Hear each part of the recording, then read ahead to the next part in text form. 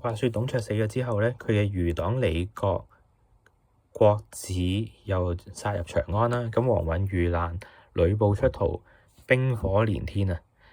各路諸侯都蠢蠢欲動。咁當時曹操咧，亦都藉口去討伐黃巾軍啦，透過招降擴充咗佢嘅隊伍，稱為青州兵。咁佢喺燕州咧就招攬賢士啦，冇幾耐手下咧就文有謀臣，武有猛將，一時咧威震山東啊！於是咧佢就派人去到琅琊關接佢嘅父親曹嵩嚟到團聚。曹父咧一家老少有40幾人啊，收到信之後就好開心，經徐州奔往燕州過嚟啦。咁當時嘅徐州太守咧就係陶謙啊。陶謙字公祖啦，佢為人忠厚老實，一直都好想結交曹操，但係苦無機會喎。咁今次見到咧曹操嘅爸爸經過呢個地方啦，就盛情款待啊。咁之後亦都叫佢嘅部下張開率領500個士兵親自護送。冇諗到咧，途中咧就大雨阻隔啦。張開本身又係黃巾嘅餘部，咁佢覺得被逼投降陶謙之後咧，冇得到啲咩好處喎。依家又淋雨，咁啊一時火遮眼，而且見財起意啦，咁就殺咗曹嵩同埋佢嘅一家老少，搶咗財物之後咧，就逃往淮南啊。曹操聽到之後咧，就當場喊到仆咗喺地下度啊！佢咬牙切齒咧，認定係陶謙指使嘅，發誓咧就與陶謙不共戴天，並且揚言要攻下徐州城池，殺光城入邊嘅百姓嚟報仇雪恨。咁啊，陶謙聽到曹操沿路殺嚟啦，殘殺百姓、濫掘墳墓咧，佢就仰天大哭，就話啦：係我得罪咗老天爺，連累徐州嘅老百姓遭此大難啊！不得已啦，就只好咧就帶兵去出營啊！無論佢點解釋咧，都無補於事啊！兩軍啱啱一交鋒咧，就狂風大作，飛沙走石，咁兩方咧就只好各自收兵啦。嗰個陶謙就返到城入邊啦，對部隊嘅人就話啦：曹操佢兵多勢強，恐怕難以對付。為咗拯救徐州嘅百姓性命，我情願被捆起嚟送俾曹操，任憑宰割啊！咁啊，部下未足咧，就建議向北海嘅孔融啦、青州嘅田階去到求援嘅。孔融接到未足嘅嚟信之後咧，就諗起曹操啊，人多勢大啊，自己就力不從心。咁正喺為難嘅時候咧，忽然有報嚟黃巾餘部殺來啊！孔融擔心抵擋唔住啦，心入邊非常之咁鬱悶啊！就喺呢個時候咧，佢又諗到啦，劉備咧係呢個當世嘅英雄啦，如果請佢嚟相助咧，就一定可以解到徐州之圍嘅。於是咧就派人連夜出城，去到平原嗰度見劉備啊。劉備睇到信之後咧，就點兵3000前往呢個北海郡去到救援嘅。劉備帶兵咧就先解咗北海嘅圍敵啦。同孔融聚談之下咧，就深感自己嘅兵力不足啊。咁因此咧，佢就先讓孔融行一步，自己就向公孫瓚咧借咗2000人馬，又借咗趙雲一齊去啦。咁劉備、關羽、張飛咧就率領自己嘅3000人馬為前部啊，趙雲咧就率領2000人馬隨後，一齊就向徐州進發啦。咁未足返到徐州咧，就將孔融請劉備協助嘅事咧，報告咗俾陶謙聽。陳登咧亦都回報咗咧喺青州入邊發生嘅事啊。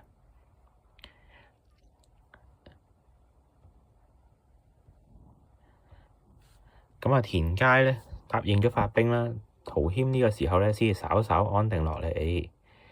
咁孔融、田階因為怕曹操兵力強大啊，只係遠遠去到紮寨啫，唔敢輕舉妄動。曹操亦都見到兩路援軍嚟咗，亦都唔敢輕易攻城。咁就喺呢個時候咧，劉備帶兵趕到啦，見雙方都按兵不動，就話啦：只係怕城入邊缺糧，難以持久支援啊！雲長、子龍，你哋兩個就率領4000人馬喺呢度助戰，我同翼德就奔殺曹營，然後去到城入邊同呢個陶使君商議對策。按計劃啦，劉備、張飛喺曹營入邊戰咗20幾個回合之後咧，就直殺到徐州城下啦。咁喺呢個時候，陶謙見到喺城上邊咧睇到呢個紅旗繡住平原留玄德呢幾個白字啊，就即刻嗱嗱聲打開城門，將劉備接到府入邊去設宴款待啦。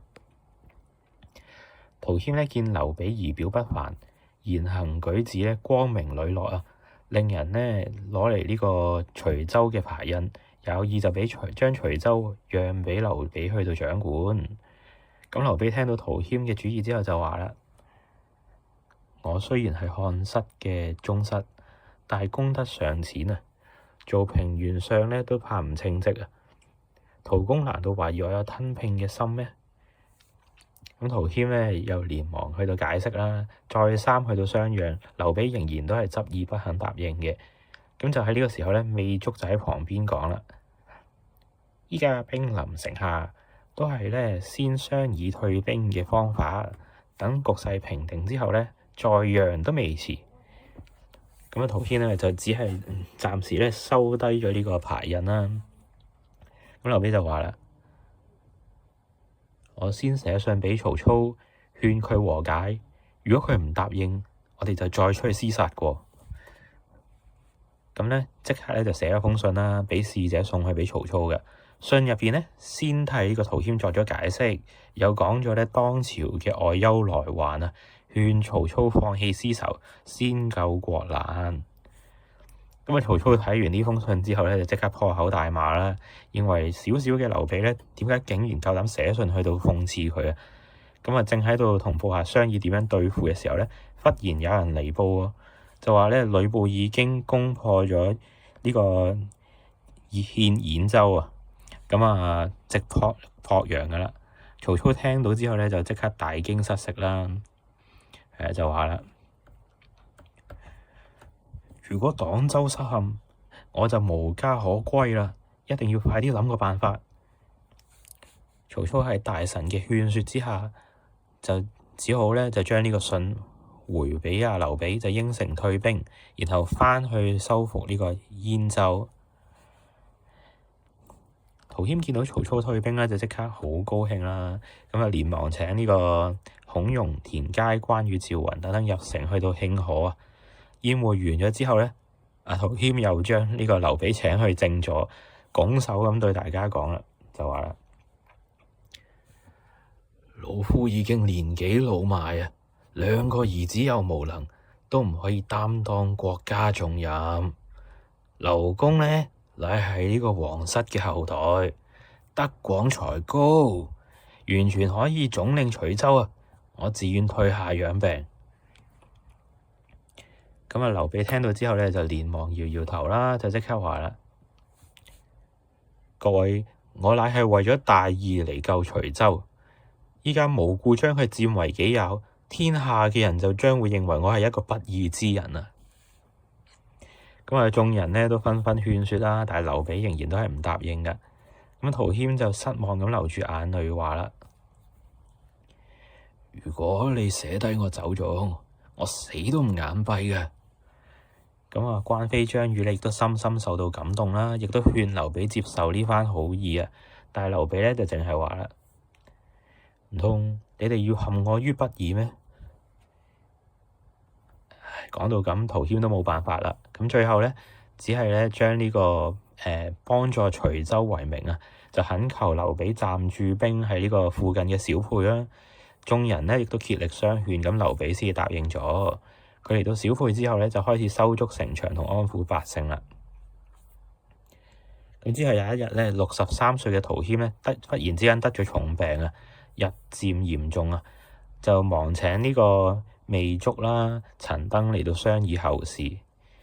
糜竺咧就勸佢趁住病重咧，就臨將呢個徐州獻俾劉備啊，咁以防曹軍再捲土重來。咁樣咧，劉備都唔好推辭啦，係咪？咁陶謙聽到之後咧，就立即派人咧去小沛嗰度請劉備嚟啊。劉備帶咗關羽、張飛一齊嚟睇陶謙啦。陶謙見到劉備就話啦：老夫嘅病咧好重啊，朝夕都難保，希望明公以漢家城池為重，接受徐州嘅牌印，我就係死都安心啦。咁劉備依舊啦，都係再三嘅推辭啊。咁呢個時候咧，陶謙就用手指指咗心口一下，冇幾耐就斷咗氣啦。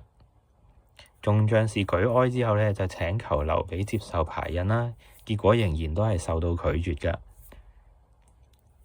咁到咗第二日啦，好多百姓咧都湧到去府前啊，喊住叫劉備統領徐州，以保百姓嘅安寧啊。咁劉備咧實在冇得再推讓啦。咁呢個時候咧，先答應管理徐州嘅事務啦。佢一邊調兵馬入城出榜安民，一面咧就辦理喪事，並咧將呢個陶謙嘅遺表申奏咗朝廷啊。